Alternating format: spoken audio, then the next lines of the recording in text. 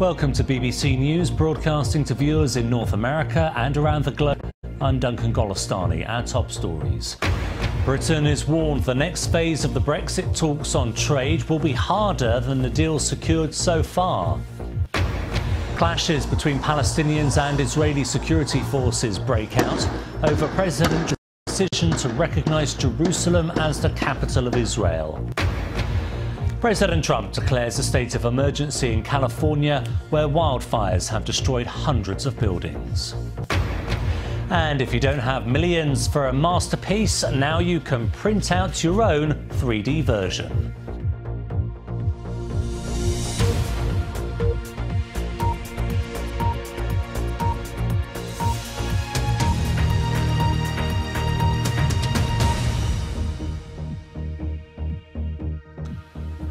Hello, welcome to the programme.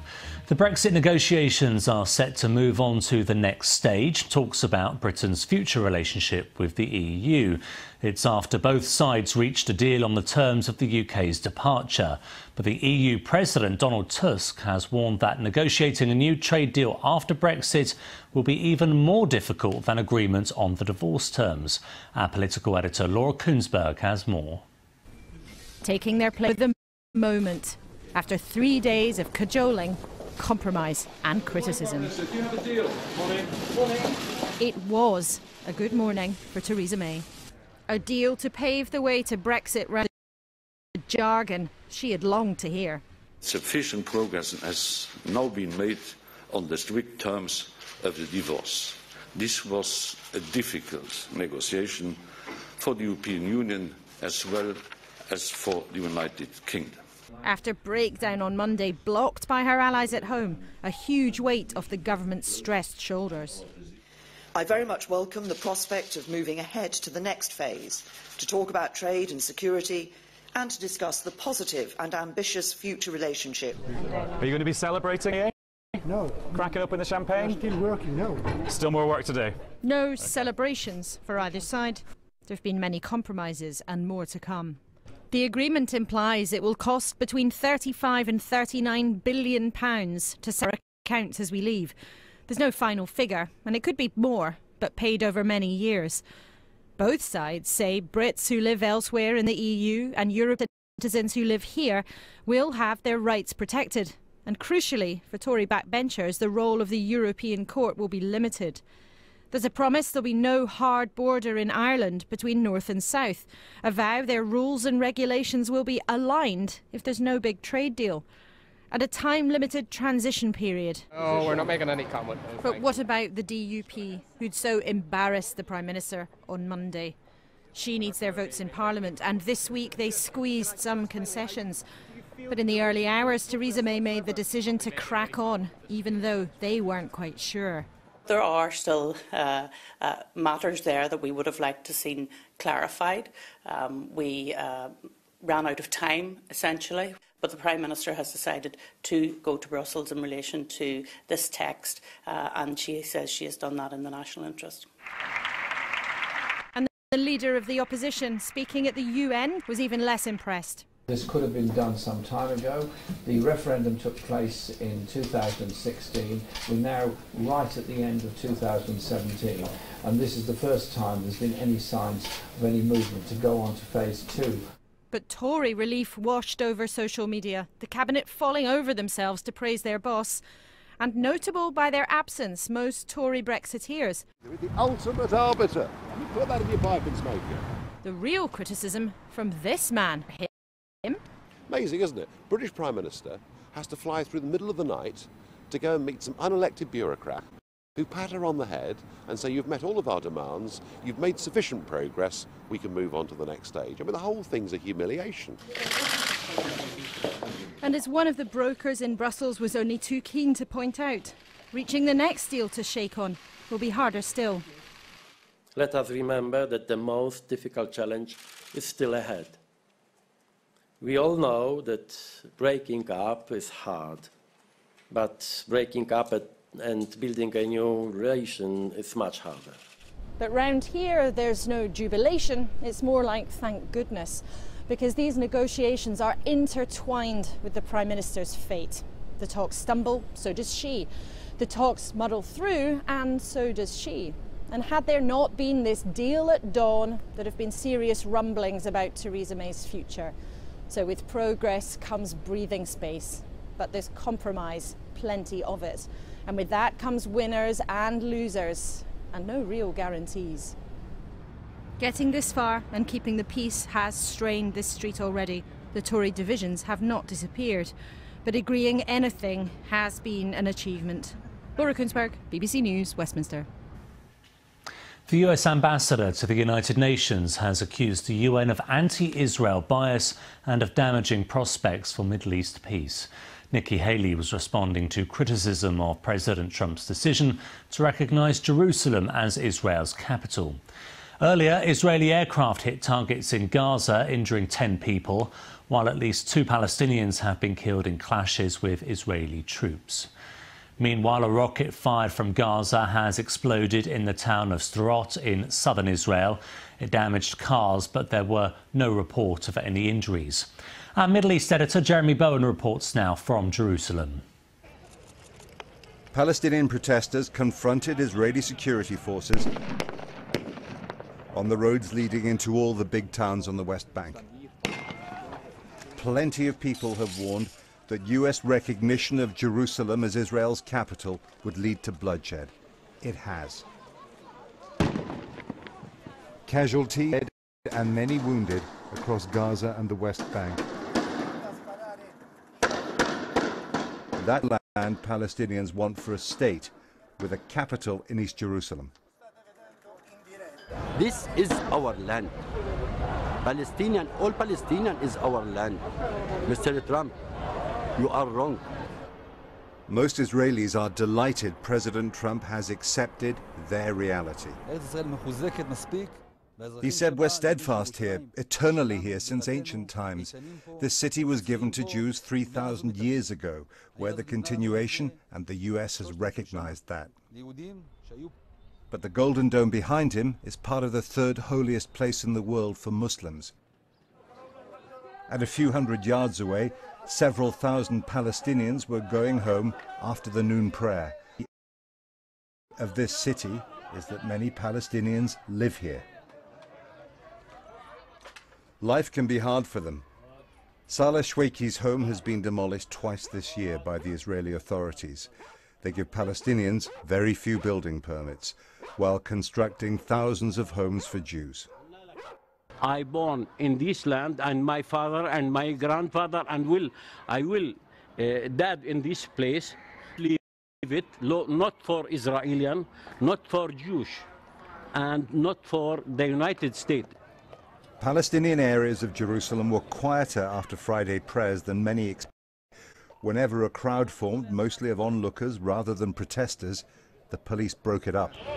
Mr. Trump's declaration is a big challenge in the national movement.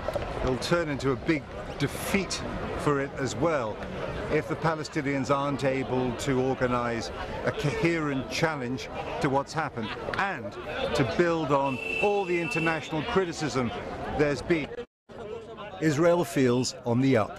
It's been given American presidential recognition in this city without mention of occupation and without, so far, a single concession. Jeremy Bowen, BBC News, Jerusalem. OK, let's take a look at some more stories making the news now.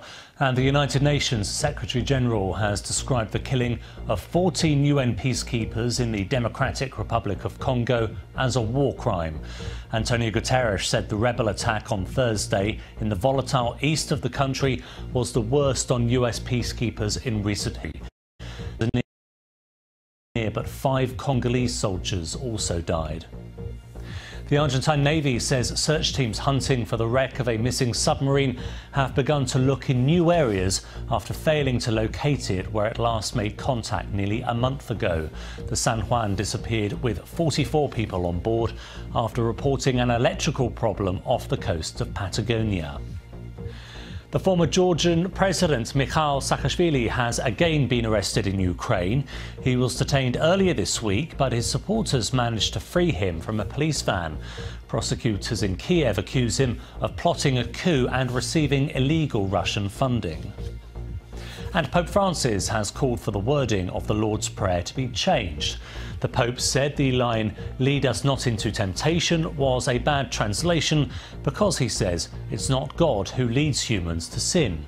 He suggested the words, "Do not let us fall into temptation," instead. Arizona Republican Trent Franks has resigned amid an ethics investigation into claims he repeatedly asked female staff to be surrogate mothers. The announcement came after a congressional panel said it was opening an inquiry into sexual allegations. The lawmaker acknowledged discussing surrogacy with 2 female aides when he and his wife were facing infertility.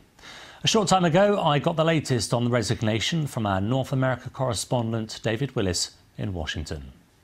He said that he would actually be standing down at the end of January. Well, now he has revised that and is saying that he will be resigning effective immediately. The official reason for this is that his wife is in hospital and he feels that he doesn't want to prolong his work and draw out his resignation whilst he could be looking after her. But there are reports that Trent Franks offered one of his staff members $5 million to act as a surrogate mother to his child. The allegations also are that he continued to try to persuade this staff member to act as a surrogate mother, and when she refused, he took the matter up with another staff member. Now, there have been surrogacy issues for Mr. Franks and his wife for some time. He's known to be one of the wealthiest of Congress with a personal fortune of more than $30 million.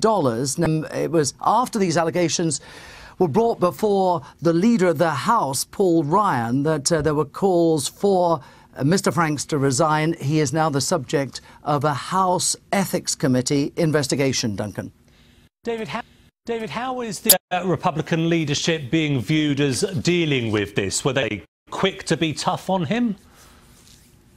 Yes, it's being viewed, I think, as being very tough to deal with him after the Democrats, if you like, were looking to seize the moral high ground on this whole issue. They very swiftly dispatched John Conyers, representative, long-serving representative, after he was involved in sexual allegations, and so too Senator Al Franken, who was the subject of at least 8 complaints of sexual impropriety by women. However, having said that, it is being reported that this could all be the tip of the iceberg, these 3 resignations in the past week. One report here suggests that 20 and maybe as many as 40 other members of Congress may soon find themselves embroiled in some sort of sexual assault allegations. David Willis in Washington there. Well, 4 days ahead of Alabama's Senate election, Mr. Trump has endorsed Republican Roy Moore at a rally in the neighbouring state of Florida. Mr. Moore had been pressed to drop out of the race for the Senate. He's been accused of sexual misconduct by 9 different women, including 2 who say he assaulted them when they were teenagers. We want people that are going to protect your gun rights. Great trade deals instead of the horrible deals.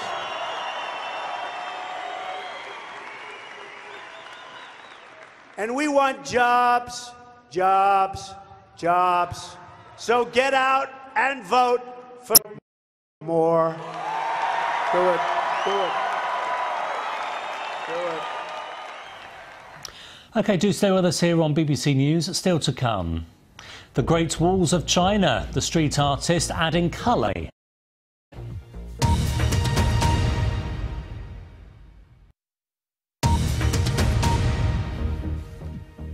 Welcome back. You're watching BBC News, the latest headlines.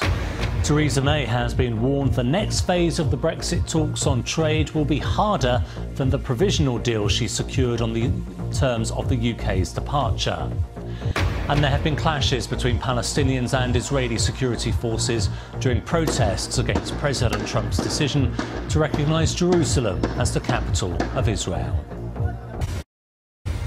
6 wildfires continue to rage out of control in California, leaving communities on the Pacific coast, including the city of Santa Barbara, preparing for evacuations. Hundreds of buildings have been destroyed by the fires, which have forced around 200,000 residents from their homes. President Trump has declared a state of emergency. Sarah Corker has the latest. In the mountains north of Los Angeles, wildfires are roaring through the forests of Ventura County. Dry winds are fanning the flames, causing them to spread and cutting across highways. These guys are scrambling. And the thick plumes of smoke billow for miles. Across Southern California, tens of thousands of people have already fled, and this is the destruction they were escaping from. This is not a visual that we're used to seeing. It's somewhat shocking to our senses. We deal with wildfires pretty regularly in Southern California, especially in Ventura County, so we're used to being in the smoke, so to speak, but we're not used to seeing this much destruction. Just right over here. Neighborhoods reduced to ash in a matter of minutes. Dave Murray has come back to see what, if anything, he can salvage. His home has all but disappeared. You're really in shock because, 25 years of memories. I don't think that anybody envisions watching their house go up in flames. So, it's hard to surrender to that, but the reality is you're seeing all your friends, your family, and all people throughout the county that are suffering the same thing. You never think it's you. The first fires broke out on Monday, reaching the exclusive neighborhood of Bel Air in Los Angeles and threatening the mansions of Hollywood stars. At night, it looks like a volcano erupting. And across a huge area, from Santa Barbara to LA to San Diego, more than 8,000 firefighters are trying to contain these furious fires, among the worst in living memory here.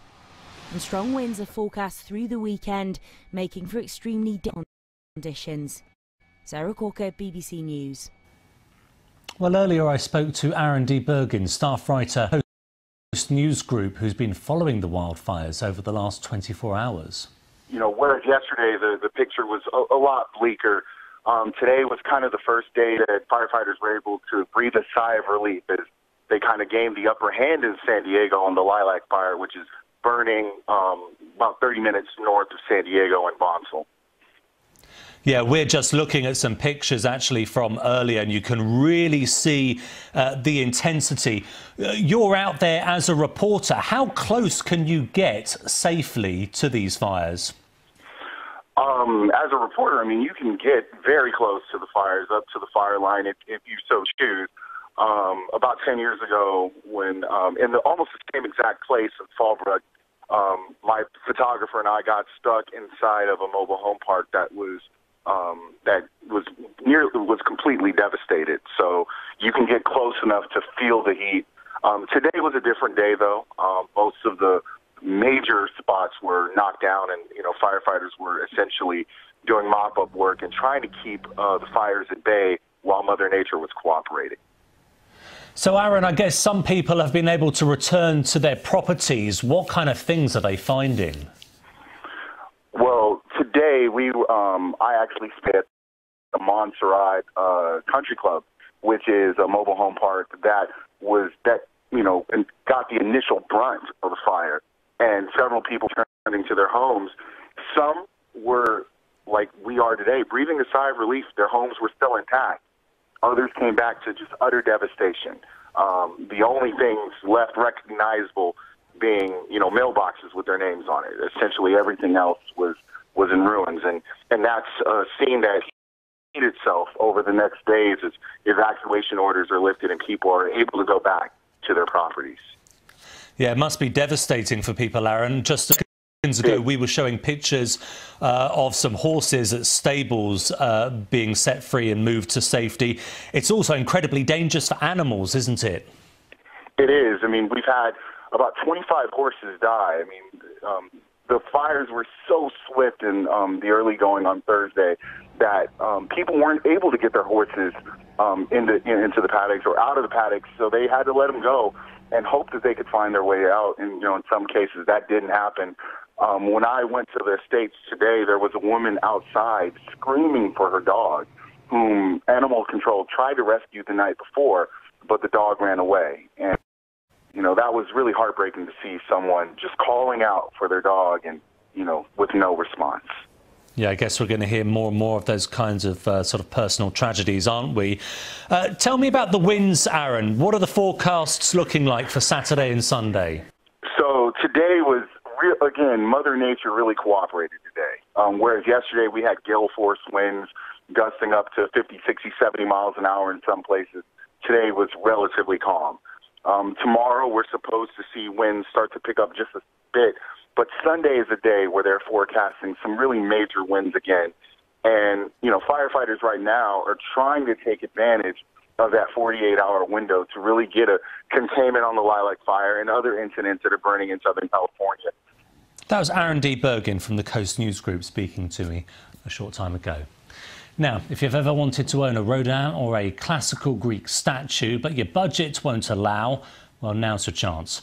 A group of the world's leading museums have just signed up a new agreement to scan and share their works of art, which means that if you would like a work in a museum, you'll be able to print off your own 3D version at home. Our arts correspondent, David Silito, has been looking at how it's done. John. Nice to meet you. Nice to meet you. I've got to ask you first. You brought the cameras. Yes, I have. Is this legal? It is. It is. Don't worry. His name's Jonathan Beck, and he's from a group called Scan the World. So today we're at the V&A. I'm sneaking in to scan this bust. It felt a bit like theft. He took a few photos from different angles, uploaded them, and within seconds a 3D printer across town had set to work making of the sculpture. These printers now can cost as little as £99, so the V&A, along with the Louvre, the Hermitage and the Smithsonian, have today published a new convention setting out plans to allow anyone to copy and share their artworks. They're even doing their own scans now. So this scanning and sharing, I mean, what's in it for you? What's really interesting is that the more content we put online, on the web, the more people come through our doors here at the V&A. They want the original, do they?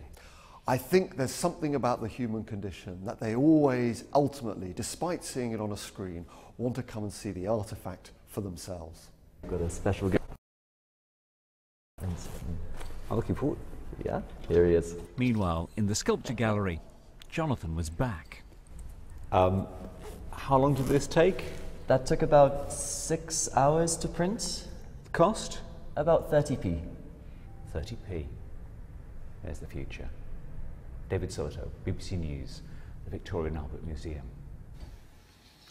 Now, an Italian artist has taken on a supersized commission in the Chinese city of Shanghai. His goal, to transform bleak buildings and up locals' lives. Andy Beats reports. Street art, Shanghai style. One of 4 massive mural masterpieces now gracing the city sky. Combining surreal touches with splashes of colour, they're the work of Italian artist Milo, who's left his mark in more than 20 countries around the world. This time taking inspiration from his stay and incorporating traditional elements like lotus leaves and dragons, it took just 4 weeks and one giant cherry picker to turn apartment blocks into Great Walls of China. Nearly 50 metres high, the larger-than-life creations have made quite an impression. We love it. This showcases the cultural quality of the Shanghai metropolis. This is good work. But it's not just locals who approve. Milo's work across Asia, Africa, Europe and the Americas has been credited with helping regenerate neighbourhoods, encourage tourists and even cut crime. Andy Beat, BBC News. Now, people across parts of Mexico have woken up to an unusual dusting of snow. It's the first snowfall in decades and it caused travel chaos in northern and central Mexico. Motorists not used to driving in snowy conditions abandoned their vehicles. And across the border in southern Texas, the first winter weather warnings in years were issued, but forecasters say it will turn to rain over the weekend. Stay with us here on BBC News.